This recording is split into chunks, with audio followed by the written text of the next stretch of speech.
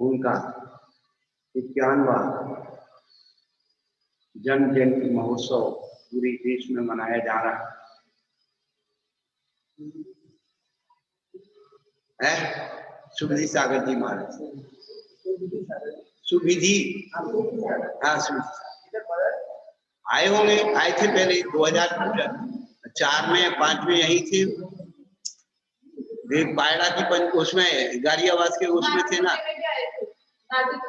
हाँ नहीं, गाड़ियावास का जो हुआ था ना शिलान्यास, उसमें आए थे। गाड़ियावास के मंदिर के शिलान्यास में कितनी पीछे लाए थे वो लोग।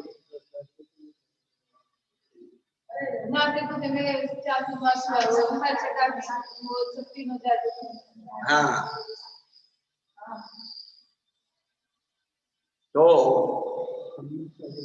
वह आगम, सिद्धांत, न्याय और व्याकरण, चारों वेदों में पारंगत हैं और जिज्ञासु वृत्ति के भी हैं। कभी उनको कोई नई बात बताओ तो वो अच्छे से स्वीकार करते हैं। हमारा परिचय सबसे पहले कलिंजरा में सन 2004 में हुआ था। उसके बाद पुनः अभी श्रमबेलगोल में महोत्सव के समय परिचय हुआ। भद्र प्रणामी और प्रतिदिन आचार्य श्री वासुदेव सागर जी महाराज की समिति में बैठ करके और तत्व की चर्चा हुआ करती थी। वह विशिष्ट अपने अनुभवों को बताते थे और उनका चिंतन आगमिक और प्राचीन साहित्य के प्रति उनका लगाव, उनके पास प्रतिभा है। वो कई ग्रंथों का उन्होंने मूल संस्कृत प्राकृत से हिंदी अनुवाद किया है और उनका यही भाव है कि पुनः जो अप्रकाशित ग्रंथ हैं उनको प्रकाश में आना चाहिए। जो बहुत पहले प्रकाशित हो चुके हैं उनका पुनः अच्छी तरह से आलोड़न संशोधन होकर के पुनः प्रकाशन होना चाहिए। ये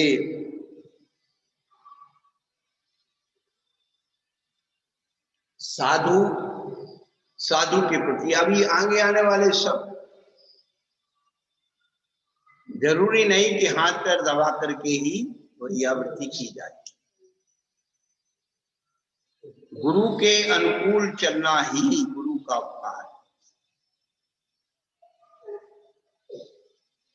गुरु की कठोरता में जो करुणा का एहसास कर लेता है वही शिष्य होता है।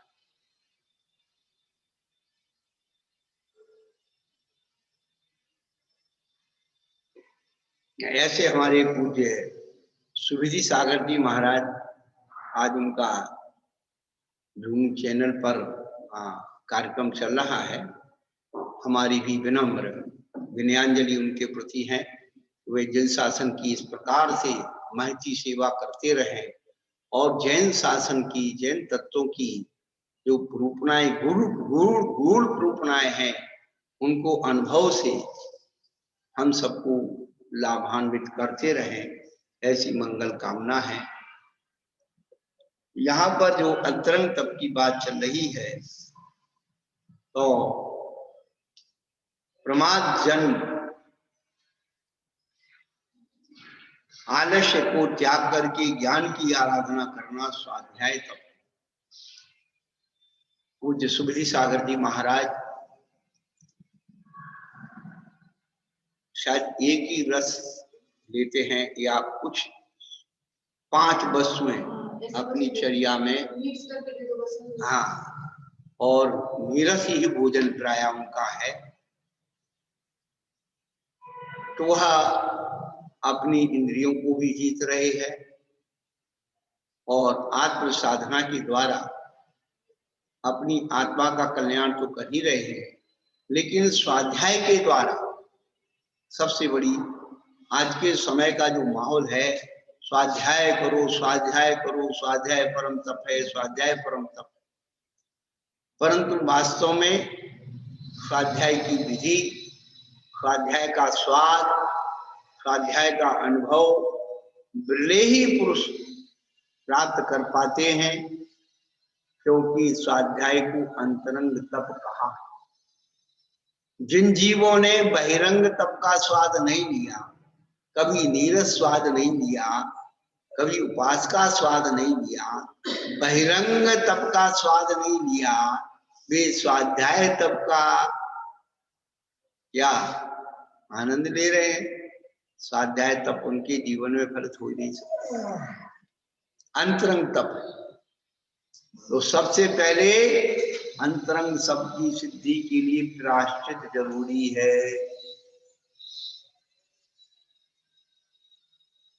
प्रायश्चित हुआ है तो विनय जरूरी है, फिर वैयाव्रत जरूरी है, उसके बाद स्वाध्याय तप आता है। जो व्यक्ति अपने चित्त को साफ किए बगैर, नम्र बगैर बनाए बगैर, बिना वैयावृत्ति के कहता है मुझे स्वाध्याय की सिद्धि हो गई है, भूतो ना भविष्यवती ना वर्तमान, उसका नाम स्वाध्याय नहीं है, वो शास्त्र पढ़ना है। शास्त्र पढ़ने का मतलब क्या? एल्बम देखना, और स्वाध्याय करने का मतलब दर्पण देखना। जब अपन दर्पण देखते हैं तो कौन दिखता है? कोई दूसरा दिखता है क्या? नहीं। तो जिस दिन हम शास्त्र जी पढ़ें और खुद देख अपने आप को देखें, समझ लेना हमने अंतरंग स्वाध्याय किया है। और शास्त्र जी पढ़ने के बाद अरे वो महाराज ऐसा करते हैं, वो माता जी ऐसा करती हैं, वो साधु ऐसा कर रहा है, वो वैसा कर रहा है, तो तूने स्वाध्याय नहीं किया, एल्बम देखा है। एल्बम में क्या दिखता है? दूसरों की फोटो दिखती है।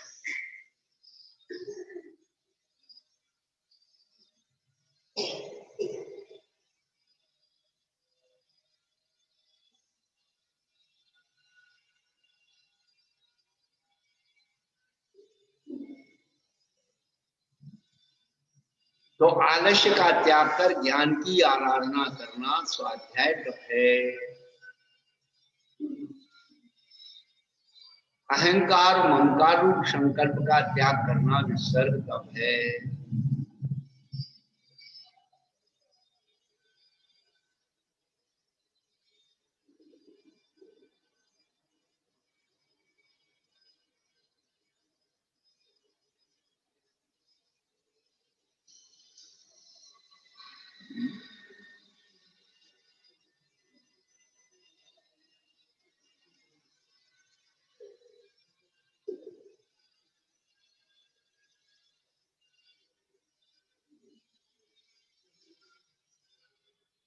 अहंकार है क्या? अभी बता के आए ना, अहंकार ऊपर लगता है बिंदी, हाँ, ह्रस्व दीर्घ विसर्ग और अनुस्वार। अनुस्वार बिंदी कहाँ लगती है? ऊपर। अहंकारी कहाँ होता है? ऊपर। अपने आप को बड़ा मानता है।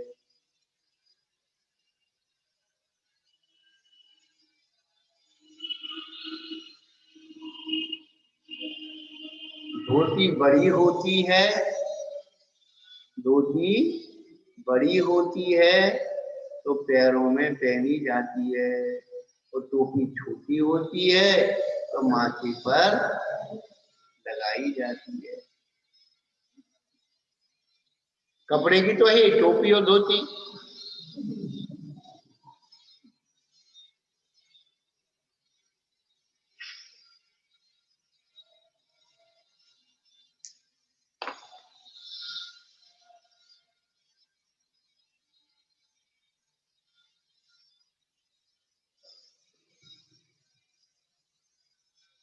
यह मेरे पास है, ये अहंकार है, और यह मेरा है, ये ममकार है। अहंकार और ममकार, मैं ये हूं, मैं वो हूं, ये सब अहंकार। और मेरा ये है, मेरा ये है, ये सब ममकार।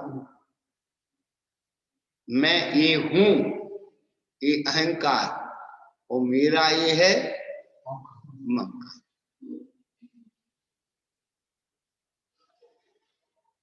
तो अहंकार का भी त्याग करना और ममकार का भी त्याग, तब विसर्ग तब होता है।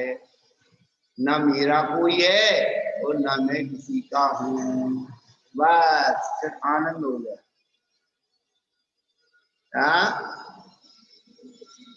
पर को अपना बनाने की आदत और किसी को बन जाने की चाहत, दोनों ही बंधन है। और दोनों को त्याग दो तो विसर्ग हो जाए। विसर्ग यानी त्याग।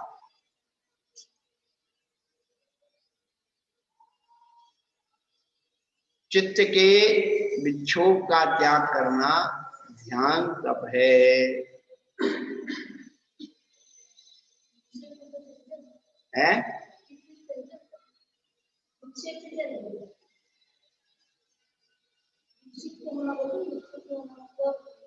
राग आदि से चित्त की को बचाना।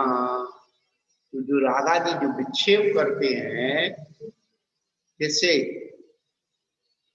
चित्त के विक्षेप का त्याग। हाँ, तो विक्षेप का मतलब क्षोभ। हाँ,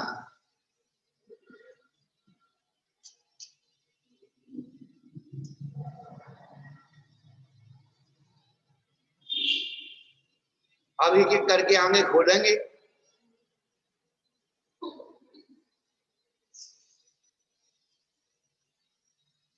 ये 6 प्रकार का आभ्यंतर तप है। अब इसको संख्यात्मक तरीके से बताने वाले 9 चतुर्दश पंचद्विवेदा यथाक्रमम् प्राग ध्यानात्, ध्यान से पूर्व, यानी ध्यान को छोड़ दो। यथाक्रम, क्रम से क्या लगा लो? 9, 4, 10, 5 और 2 भेद क्रम से लगाना है। तो प्रायश्चित के 9 भेद, विनय के 4 भेद, वैयाव्रत के 10 भेद और स्वाध्याय के 5 भेद, विसर्ग के विसर्ग तक इन्होंने कहा। प्राग ध्यानात् ये वचन दिया है क्योंकि ध्यान के विषय में आगे बहुत कहना है, इसलिए इस ध्यान को छोड़ दिया पहली बार। दूसरी बात, प्रायश्चित, विनय, वैयाव्रत, स्वाध्याय, विसर्ग ये नियम से संवर निर्जरा के कारण है। लेकिन ध्यान तो शुभ अशुभ दोनों प्रकार का होता है क्या? इसलिए ध्यान को अलग कर दिया। इनमें नियामकता है, प्रायश्चित में, विनय में, वैयाव्रत में, स्वाध्याय में, विसर्ग में, लेकिन ध्यान की नियामकता नहीं है क्या? ध्यान शुभ अशुभ दोनों ही होते हैं।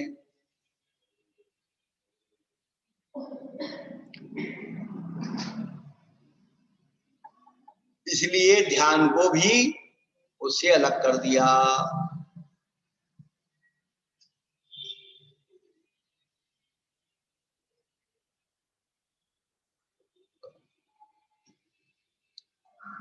अब ये बताना चाहते हैं कि जो प्रायश्चित तप के 9 भेद हैं वो कौन से हैं?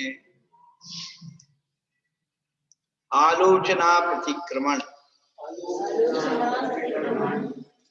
तदुभय विवेक विसर्ग, तपच्छेद परिहारो स्थापना, आलोचन प्रतिक्रमण तदुभय विवेक विसर्ग तपच्छेद परिहार और उपस्थापना, 9 प्रकार का प्रायश्चित तप है।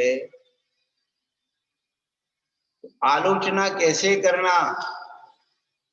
गुरु के समक्ष 10 दोषों को डालकर अपने प्रमाद का निवेदन करना आलोचना है।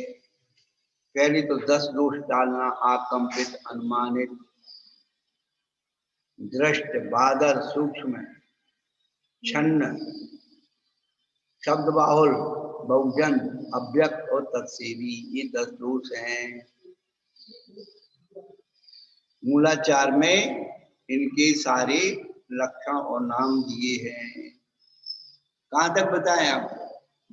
क्या अभी तो मन में ही प्रायश्चित नहीं, तो प्रायश्चित के भेद कहां से आए?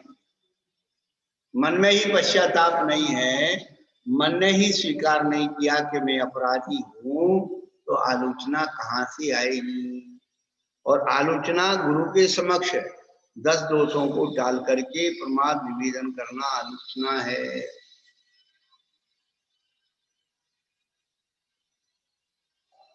जब तक दोषों की आलोचना गुरु के समक्ष नहीं होगी तब तक उस प्रायश्चित की शुद्धि नहीं हो सकती, दोष की शुद्धि नहीं हो सकती।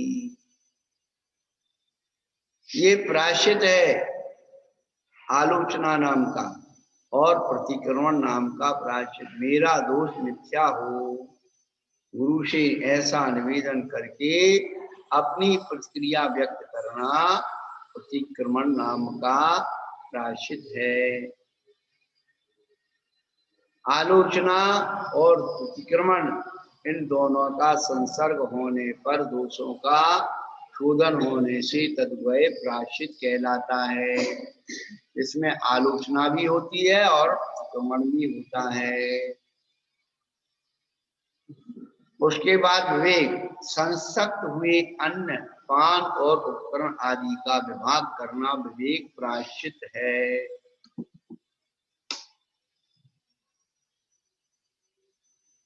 संसक्त यानी मिले हुए, अन्न, पान और उपकरण आदि का विभाग करना है। शास्त्र रखे हुए हैं, किसी कमंडल उपकरण रखा हुआ है, उठते समय ध्यान रखना हमारी उपकरण है या नहीं है, यदि किसी का लेकर के भाग लिए। विवेक क्या? केवल खान पान और उपकरण स्थान आदि में ये विवेक होना चाहिए कि हमसे बड़ी माता जी आएंगी तो कहाँ बैठेंगी, हमसे छोटी माता जी कहाँ बैठेंगी, हैं? हम छोटे हैं, कहीं ऐसा तो नहीं हम बड़े आसन पर बैठे हैं। इस विवेक है, इससे सिखाना थोड़ी पड़ता है।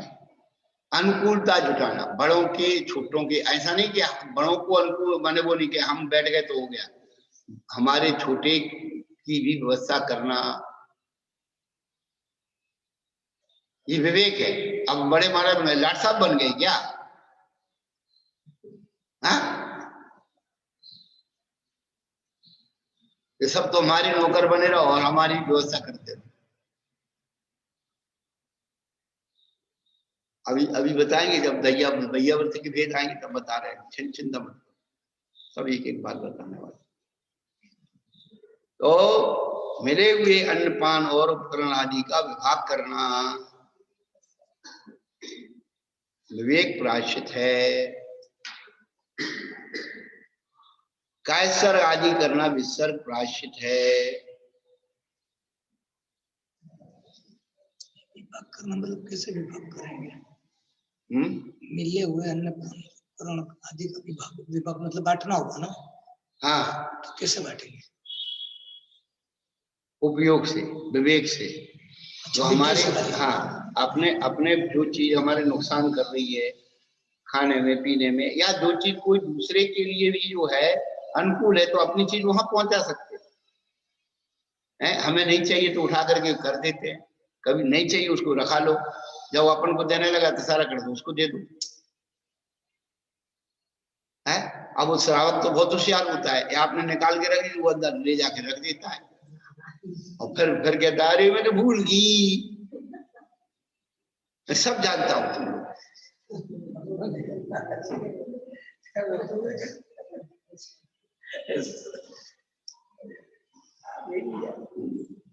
अब हमको कहीं मीठा भी नहीं लेना तो फिर ये कहते रखा रहने दो भैया, हानि क्या है, रखा रहेगा, बेचारा बाद में ब्रह्मचारी खाएगा वो खा लेगा।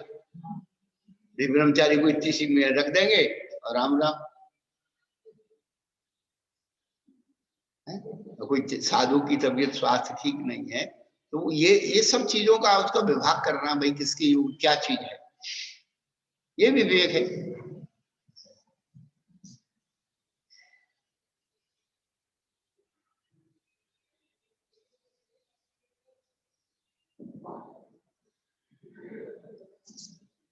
तो इस स्थान में विवेक रखना, खान पान में विवेक रखना, उपकरण में विवेक रखना, ये विवेक जो है ना, इंद्रिय विवेक, खान पान विवेक, भाषा विवेक, और 5-6 प्रकार का उपकरण विवेक, ये सब विवेक के भेद आए हैं उसमें। मूलाचार में आए, कितने साल हो गए पढ़े पढ़ाए, क्या कितना पढ़े।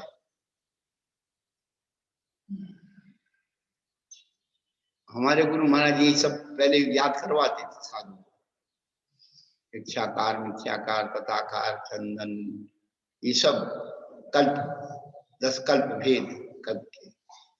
साधु की चर्या में 10 कल्प होते हैं, तो वो याद करवा देते कि याद करो, तुम याद रखो। अब कोई काम के लिए एक बार महाराज से पूछ लिया, फिर दोबारा क्यों पूछना, नहीं, जब भी आपको करना तभी पूछना पड़ेगा। एक बार कोई चीज ले ली, फिर दोबारा जरूरत पड़ी, आपने दे दी तो वापिस, दोबारा चली फिर उठा लाए, नहीं, दोबारा जरूरत है फिर पूछो। अरे एक बार तो पूछ लिया, क्या बार बार, ऐसा नहीं। इच्छाकार और मिथ्याकार, तथाकार, ये सब जो है 10 कल्प के अंदर आते हैं। कितने याद रखते तुम लोग को, सब बताओ तो, जो याद है वही तो मानने को तैयार नहीं, क्या करते।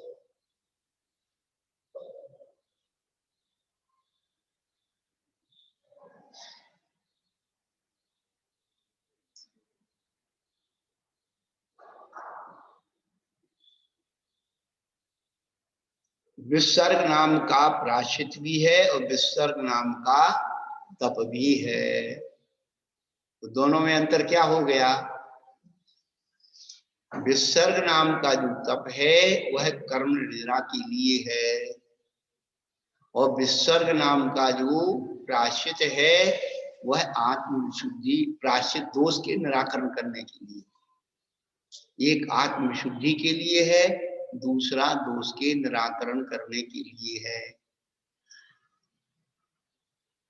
विसर्ग तप स्वयं की शिक्षा से करते हैं, और विसर्ग तो प्रायश्चित है, गुरु के द्वारा निर्धारित किया जाता है। तो दोष विशुद्धि के लिए विसर्ग का विधान है, और एक आत्मविशुद्धि के लिए विसर्ग नाम का तप है।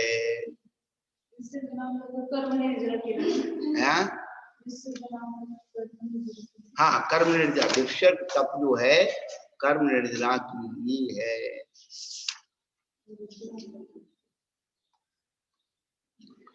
और जो प्रायश्चित नाम का विसर्ग है वह गुरु देते हैं, और दोष की विशुद्धि के लिए है। एक कर्म विशुद्धि के लिए, दूसरा दोष विशुद्धि के लिए। दोनों एक नहीं हो सकते।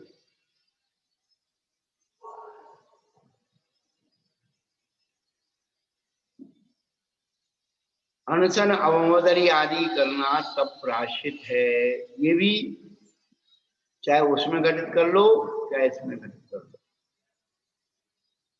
जो तब अनशन आदि तब जो है, अमोदरी बहिरंग तब जो है, वह भी कर्मनिरता की हेतु है और अंतरंग तप के प्रायश्चित तप आदि के भेदों में अंसनादि तप दोष शुद्धि के लिए है। जैसे वो लक्षण वहां घटित किया ऐसे यहाँ दिवस पक्ष और महीना आदि की प्रविद्या का छेद करना खेद प्रायश्चित है।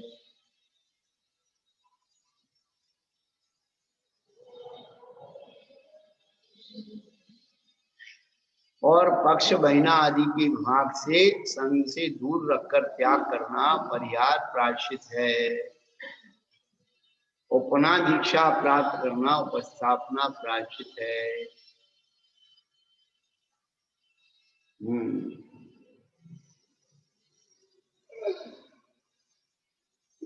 विशेषार्थ में बता रहे यहाँ प्रायश्चित के 9 भेद गिनाए हैं। प्रायः शब्द का अर्थ साधु लोग है। उसका जिस कर्म में चित्त होता है वह प्रायश्चित कहलाता है। अथवा प्रायः शब्द का अर्थ अपराध है और चित्त का अर्थ शुद्धि है, इसलिए प्रायश्चित का अर्थ अपराधों का शोधन करना होता है। वे 9 भेद हैं जिनके द्वारा साधु दोषों का परिमार्जन करता है। पहला भेद आलोचना। आलोचना 10 दोषों से रहित होकर की जाती है।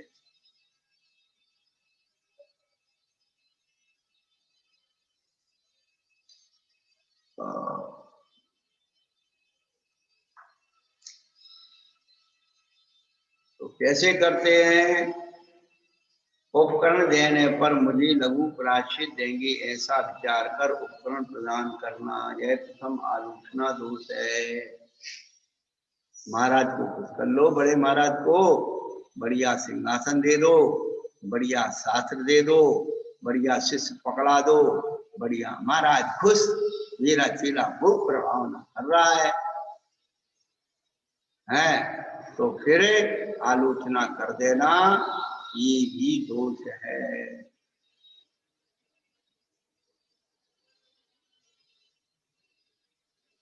चेला नाराज हो जाएगा। गुरु को खुश करके और क्या करना? आलोचना करना।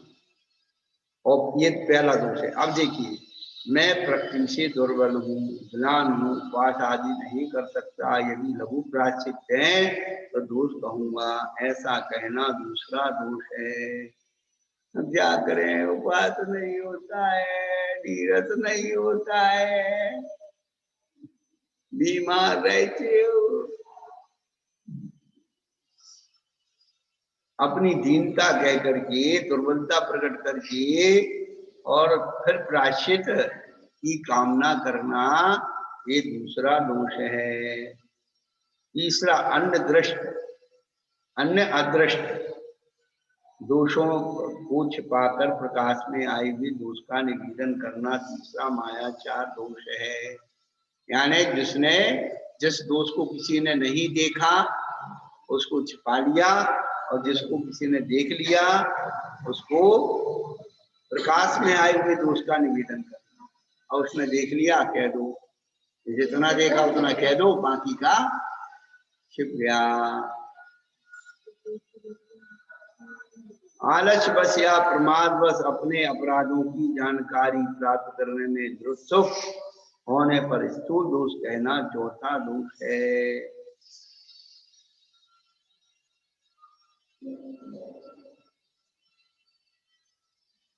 मेरे अपराध क्या है इसकी कोई उत्सुकता नहीं है, केवल स्थूल दोष कह देना,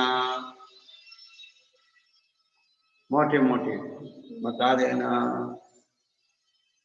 ये चौथा दोष है। और महादुष्चर प्रायश्चित के भय से महादोष छिपाकर उससे हल्के दोष कहना, ज्ञान कराना, पांचवा दोष है। बड़े बड़े दोष छिपा लिए और छोटे छोटे बता दिए, और छोटे छोटे बता दिए, बड़े बड़े छिपा लिए, ये दोनों में अंतर। व्रत में इस प्रकार दोष लगने पर हमें क्या प्रायश्चित करना पड़ेगा? इस विधि से गुरु की उपासना करना छठा दोष है। पाक्षिक और चातुर्मास आदि क्रियाकर्म के समय बहुत साधुओं ने द्वारा किए जाने वाली आलोचना जन शब्दों से प्रदेश से व्याप्त होने पर पूर्व दोष कहना सातवां दोष है।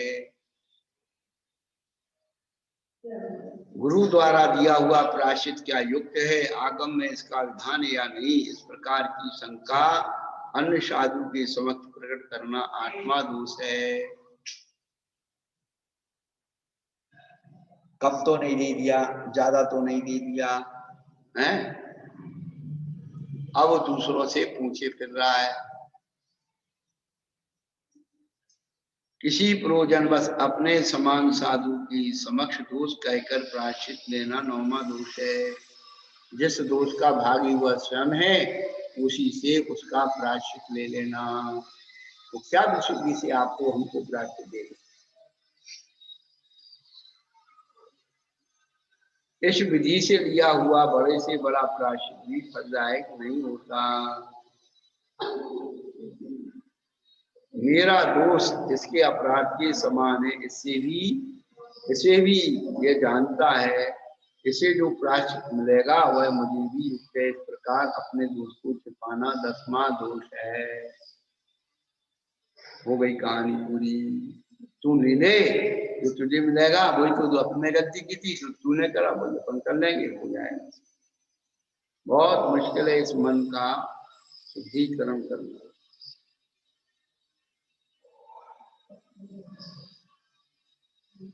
अन्यत्र इन 10 दोषों को आकंबित, अनुमानित, दृष्ट, बादल, शब्दात्मक, बहुजन, अव्यक्त और तत्सीधी के नाम आए हैं। प्रायश्चित का दूसरा भेद प्रतिक्रमण है। मेरा दोष मिथ्याओ ऐसा निवेदन करना प्रतिक्रमण है। यह शिष्य करता है और गुरु के द्वारा जो आलोचना पूर्वक प्रतिक्रमण किया जाता है वह तदुभय कहलाता है। यह प्रायश्चित का तीसरा भेद है। आगे के प्रायश्चितों की जिनके जो नाम है तदनुसार का स्वरूप है। यहाँ प्रायश्चित के 9 भेद कहे, किंतु मूलाचार में इनकी आलोचना, विवेक, उत्सर्ग, अपखेद, मूल, परिहार और सिद्धांत इस प्रकार 10 भेद किए हैं। टीकाकार ने स्पष्टीकरण करते समय मूल का वही अर्थ लिया है जो यहाँ उपस्थापना का किया है। तब मानसिक दोष के होने पर उसके परमार्जन के लिए मेरा दोष मिथ्या हो ऐसा अभिव्यक्त करने को श्रद्धान नाम का प्रायश्चित बताया है। तो मूलाचार में चरित्र का अधिकार है इसलिए बताया, और ये चूंकि कर्णानुयोग का है इसलिए बताया। तो अनुयोग विवक्षा से थोड़ा सा अंतर हो सकता है।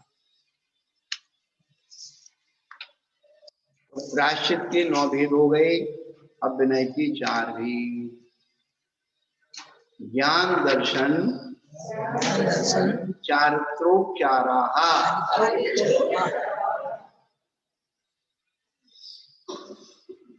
ज्ञान विनय, दर्शन विनय, चारित्र विनय, उपचार विनय, 4 प्रकार का विनय है।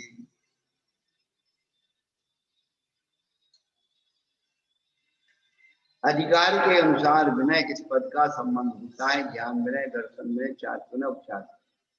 बहुत आदर के साथ मोक्ष के लिए ज्ञान का ग्रहण करना, उसका अभ्यास करना, स्मरण करना आदि ज्ञान विनय है। क्या ज्ञान ऐसे नहीं मिलता क्या? और ज्ञान क्यों करना, ये जो विशेषण दिए वो समझिए। क्या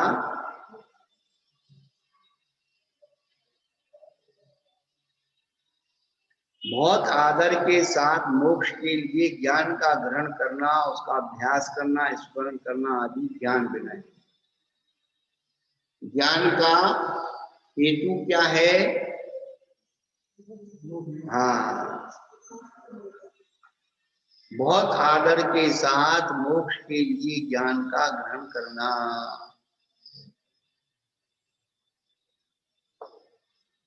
दुनिया के प्रदर्शन के लिए नहीं,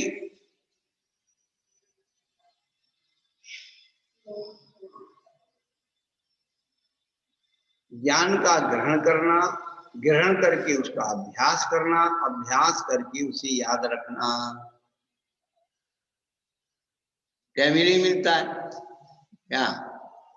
यहाँ आगे पाठ, पीछे सपा। काय का अभ्यास,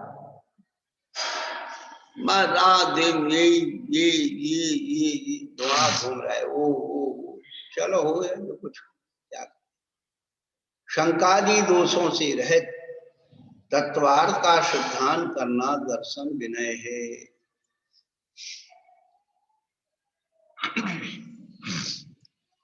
तत्वार्थ सिद्धानम सम्यक दर्शनम। तो तत्वार्थ में श्रद्धान करने में जो बाधित तत्व है, शंकादि दोष है, उन शंकादि दोषों से रह तत्वार्थ का सिद्धांत करना दर्शन विनय है। सम्यक ज्ञान की विनय और सम्यक दर्शन की विनय। विनय दूसरे की नहीं करनी है, विनय हमें स्वयं अपने गुण की करनी है कि मेरा जो सम्यक दर्शन का गुण है कहीं उसमें प्रदूषण तो उत्पन्न नहीं हो रहा। दुनिया के हम क्या छुटा सकते, अपने ही नहीं छुटा पा रहे हम, दुनिया की ठेकेदारी बने।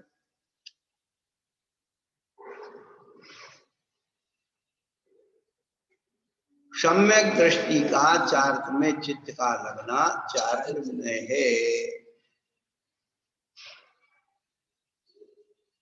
आचार आदि के समक्ष आने पर खड़े हो जाना, उनके पीछे पीछे चलना और नमस्कार करना आदि उपचार विनय है। अपने से जो बड़े हैं उनके आने पर खड़े होना, उनके आगे आगे नहीं भागना, उनके पीछे पीछे चलना। ये विनय हमने देखी आचार्य भरत सागर जी महाराज और विमल सागर केवल एक डेढ़ 2 फीट का अंतर रहता। कभी भी भरत सागर जी महाराज विमल सागर जी महाराज से आगे जंगल जाओ वहां, किसी जुलूस में जाओ, बिहार करो, इतनी विनय का ध्यान रखो।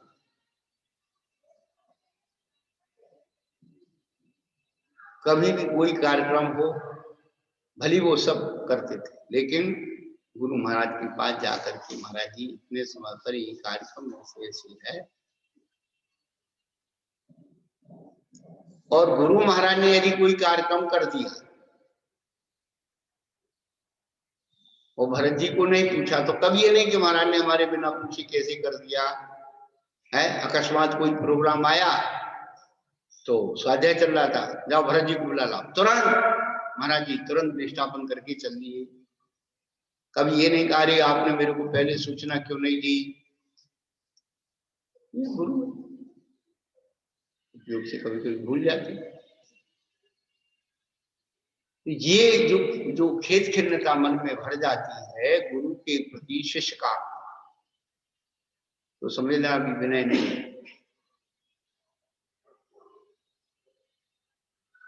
ये आदर सत्कार पुरस्कार परिचय सहन करने की क्षमता। कभी पूछा कभी नहीं पूछा, भूल गए, उतर जाता है। तो अपने चित्त का मलिनता नहीं आती।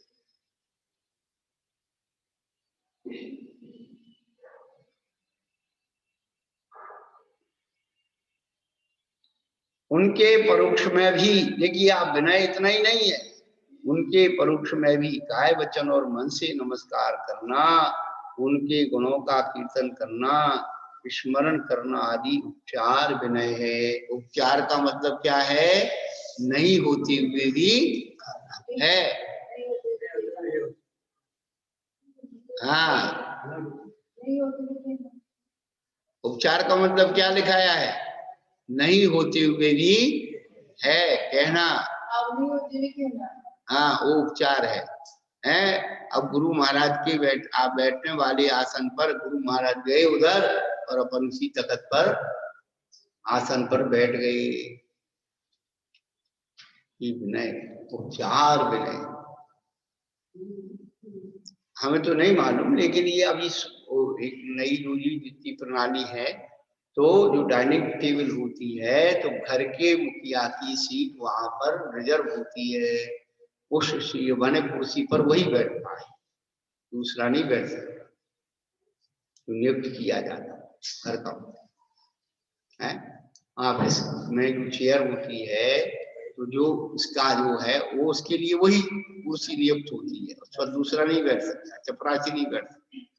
चपरासी को बैठना है तो अपनी कुर्सी डाल के अलग बैठ, उस ऑफिसर की कुर्सी पर नहीं बैठ। हाँ, तो उनका साक्षात्करण नहीं है लेकिन परोक्ष है, तो भी क्या करना, मन वचन काय से इनको नमस्कार करना। क्या प्रत्यक्ष फल से परोक्ष फल ज्यादा महत्वपूर्ण होता है। एकलव्य परोक्ष नमस्कार करता था गुरु द्रोणाचार्य को, तो शब्द वेदी विद्या को उसने प्राप्त कर लिया। प्रत्यक्ष नमस्कार तो हम डर के मारे करते हैं, ख्यातिला पूजा के लिए करते हैं, अपनी प्रशंसा के लिए भी कर सकते हैं, लेकिन जो परोक्ष विनय है वो तो आत्मसम्मान के लिए करते हैं, गुरु के गुणों के गौरव बढ़ाने के लिए करते हैं।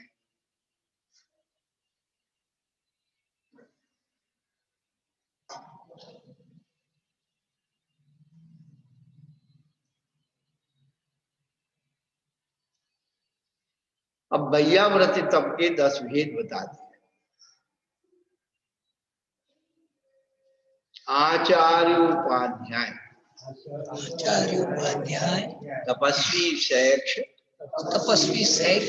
ज्ञान गण, कुल संघ, साधु मनोज्ञानाम। आचार्य जी, उपाध्याय जी, तपस्वी, शैक्ष, ज्ञान गण, कुल संघ, साधु और मनु, इनकी वैयावृत्ति के भेद से वैयावृत्ति 10 प्रकार का है।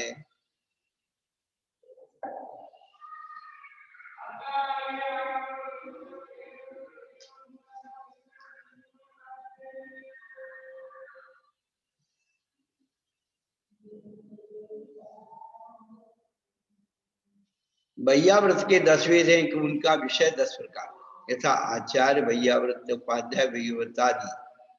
अब सुन लीजिए, जिसके निमित्त से व्रतों का आचरण करते वह आचार्य है, कहलाता है।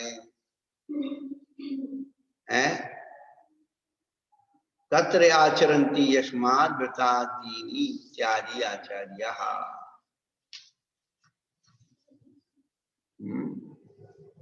जिसके निमित्त से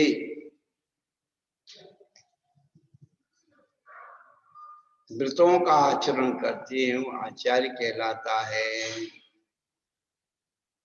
मोक्ष के लिए पास जाकर जिससे शास्त्र पढ़ते हैं वह उपाध्याय कहलाता है। प्रयोजन क्या होना चाहिए? मोक्ष। क्या मोक्ष किसे कहते हैं? अंतरंग की संकल्प विकल्पों की छुट्टी जिससे मिलती वही तो मोक्ष है। क्या केवल मोक्ष मोक्ष रटते रहो, शांति शांति रटते रहो और अंदर में संकल्प विकल्प करते रहो तो उसका नाम मोक्ष थोड़ी।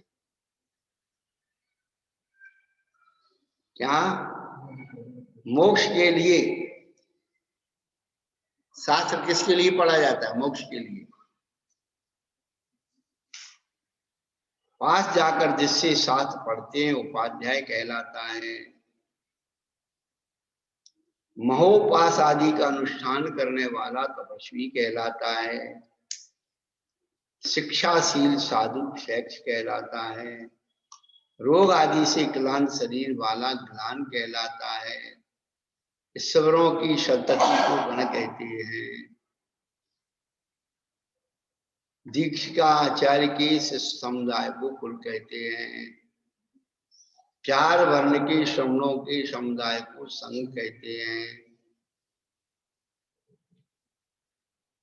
चिरकाल से प्रवृत्त को साधु कहते हैं और लोक सम्मत साधु को मनुष्य कहते हैं। इतनी सारी व्याख्याएं दी।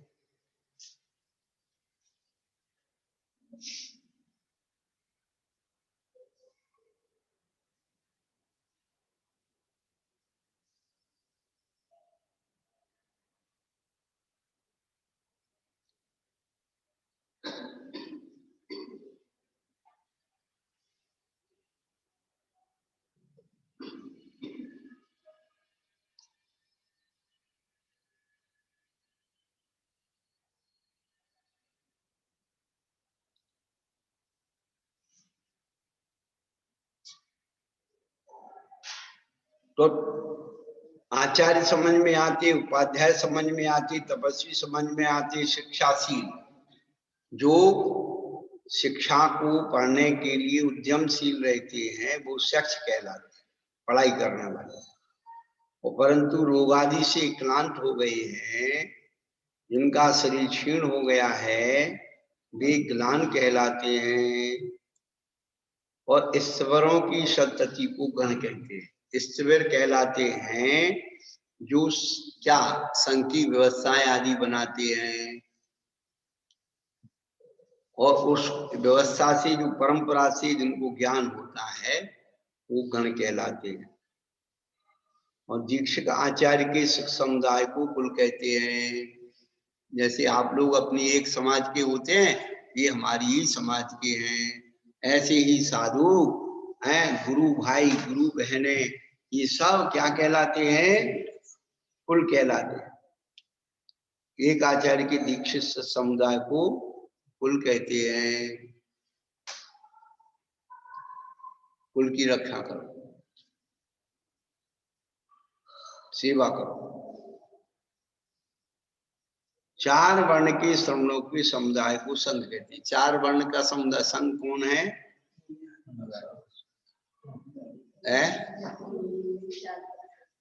ऋषि, मुनि, यति और अनगार, ये हैं जो रिद्धियों से संपन्न है, उन्हें ऋषि कहते हैं। जो श्रेणी में आरोहण करते, यतते इति यति, श्रेणी आरोहण का यत्न करते वो यति हैं। रिद्धि संपन्न ऋषि है, श्रेणी आरोहण करने वाली यति है, और जो चिरकाल तक से दीक्षित हैं वो मुनि हैं, और जिनके घर नहीं है वो अनगार है। अभी इन 4 प्रकार के साधुओं में केवल अनगार साधु ही मिलता है।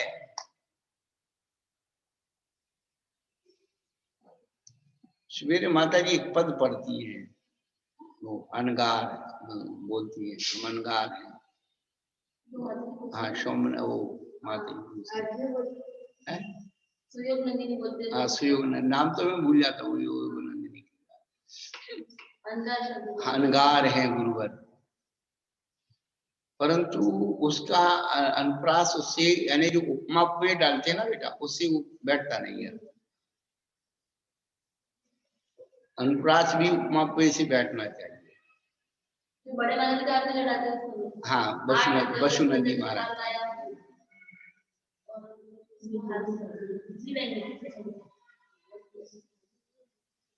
और ठीक है, चिरकाल से दीक्षित साधु मुनि कहलाते। ऋषि, मुनि, यति, अनगार। तो वर्तमान में केवल अनगार साधु मिलता है बस। ऋषि रिद्धि नहीं है, श्रेणी नहीं है, और कोई चिरकाल से दीक्षित नहीं है, सब साल भर में दीक्षा ली। और आचार्य जी, उपाध्याय जी,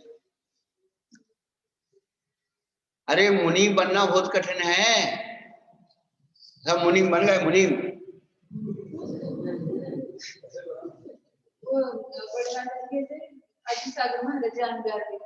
हाँ, अनगार है।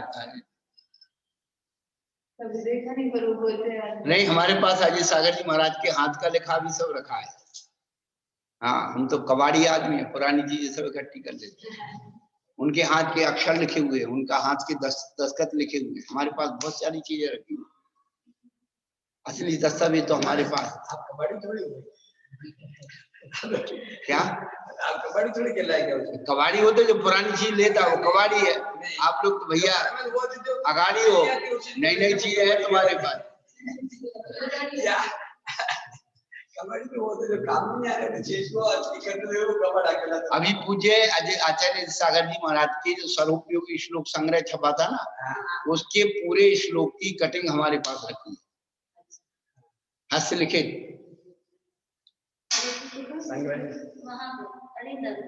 क्या छोटी भी पुस्तक थी, इतनी बड़ी है नहीं वो बड़ी जानची होगा ना, तुम्हारी बड़ी एक सिद्ध के पास देखा थी, उनके पास थी बढ़िया में थी सत्य सुंदर।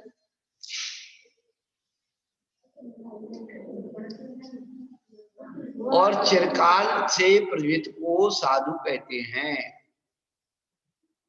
बहुत तो जो मुनि होता है वो मौन होता है, दीक्षा और स्वाध्याय से रहित होता है वो मुनि, कुछ विकल्प नहीं उसका, पीछे कमंडल के अलावा कोई विकल्प नहीं, ना माता जी का, ना महाराज जी का, ना ब्रह्मचारी का, ना दीदी का, ना श्रावक का, ना ब्रह्मचारी का, कोई विकल्प नहीं।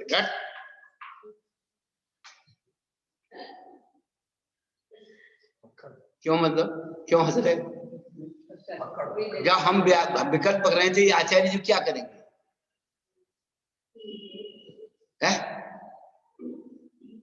इस सारा विकल्प जो है ये आचार्यों की छाती बड़ी होती है, उनकी छाती पे डाल दो। मुनिगर विज्ञा किरणे माचार्य महाध्रुवम बंदे, क्या सम्यक दर्शन मूलम ज्ञान स्कंदम चरित साखाट्यम। और मुनिगण क्या किरण है, मुनिगण क्या है, पक्षी के समान कोलाहल कर रहे हैं, चिची चिची कर रहे हैं, महाराज जी महाराज जी महाराज जी।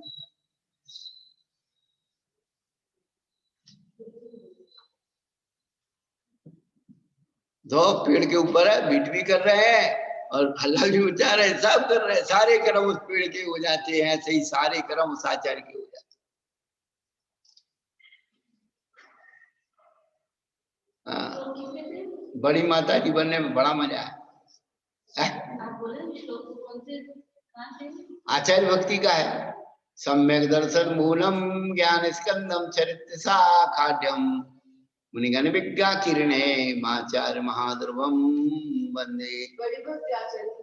हाँ देखो कहाँ है, नहीं तो श्लोक ढूंढ लो तुम अपने, हम कहाँ कहाँ के बताएं तुम।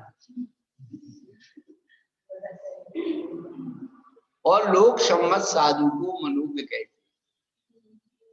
लोक सम्मत। तो धवला जी की पुस्तक में लिखा है जो आचार्य के द्वारा मान्य है, मुनि दीक्षा लेने का इच्छुक है, ऐसे अवृत सम्यक दृष्टि श्रावक को ही मनोज्ञ मुनि कहते हैं।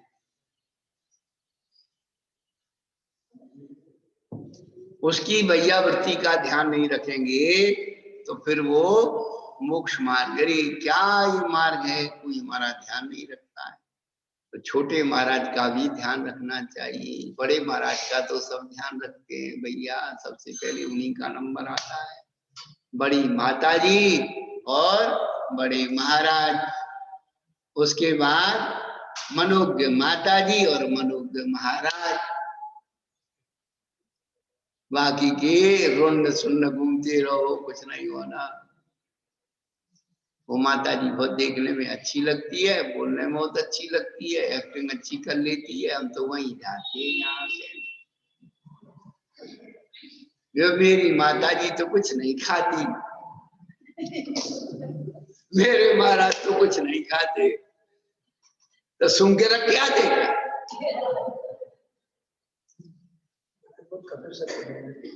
कटु सत्य है, बुरा मान जाओ 3 बार।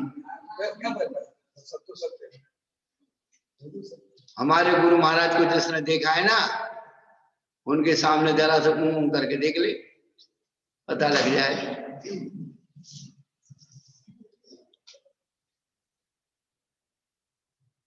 सीधे खावा का लाला पड़े जा,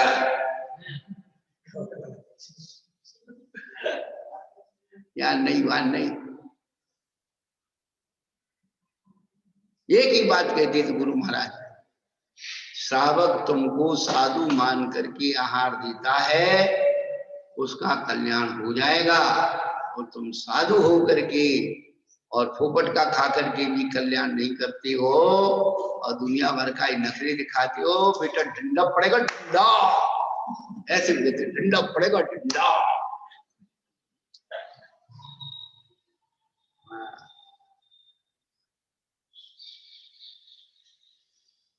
उन्हें व्याधि होने पर, अब ये सबको गिना दिए ना। अब वैयावृत्ति कैसे करनी है? तो व्याधि होने पर, परिचय के होने पर, या मिथ्यात आदि के प्राप्त होने पर, शरीर की चेष्टा द्वारा या अन्य द्रव्य द्वारा उनका प्रतिकार करना वैयावृत्त तप है।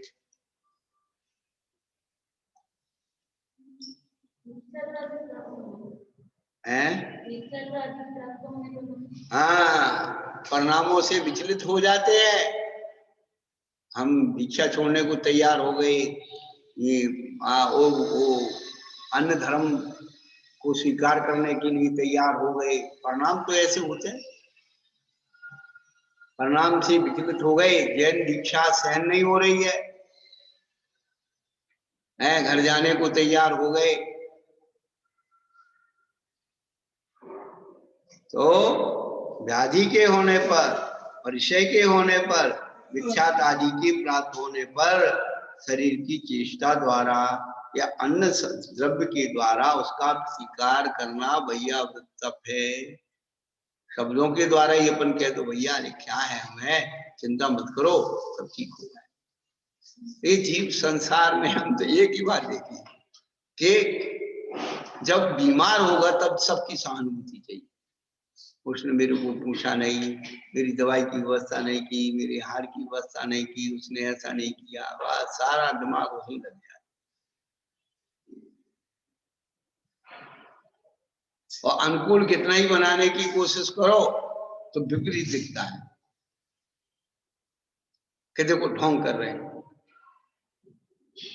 अंदर से नहीं कर रहे। अब अंदर से करने की कोशिश करो तो उसको फिर वो विकृति आती है।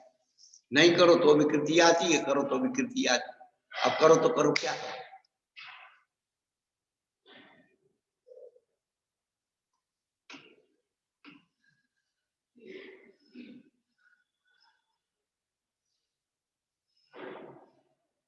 इसलिए रोज वैयावृत्ति करना चाहिए।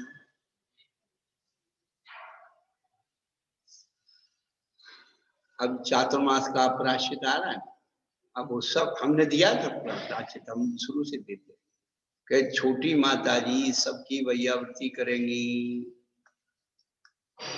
और छोटी माता जी की सब वैयावृत्ति करेंगी। छोटे महाराज सबकी वैयावृत्ति करेंगे, बड़े महाराज भी छोटों की वैयावृत्ति करेंगे।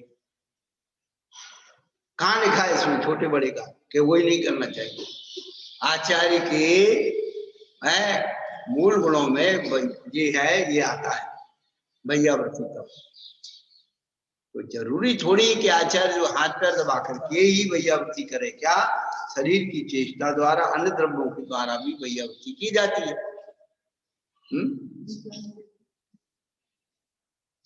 और अवसर पड़ता है, ऐसा नहीं है कि हाथ पैर के द्वारा वैयावृत्ति नहीं की जा सकती, की जा सकती।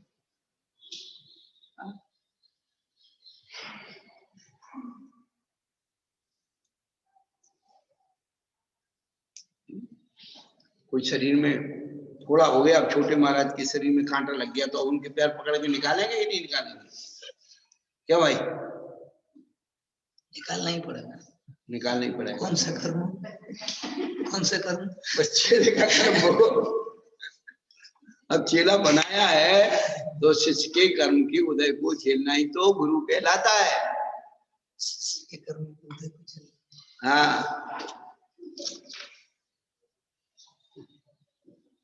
नहीं निकाले तो चेला। तो वैयावृत्ति तप करने से क्या होता है? समाधि की प्राप्ति, भी चिकित्सा का अभाव और प्रवचन वात्सल्य की अभिव्यक्ति के लिए ये वैयावृत्त तप किया जाता है।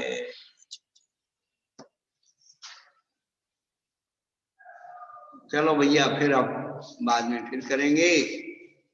श्रद्धा हो जब जिन वाणी पर विनय सहित बिना बढ़ाए पड़ जाओ।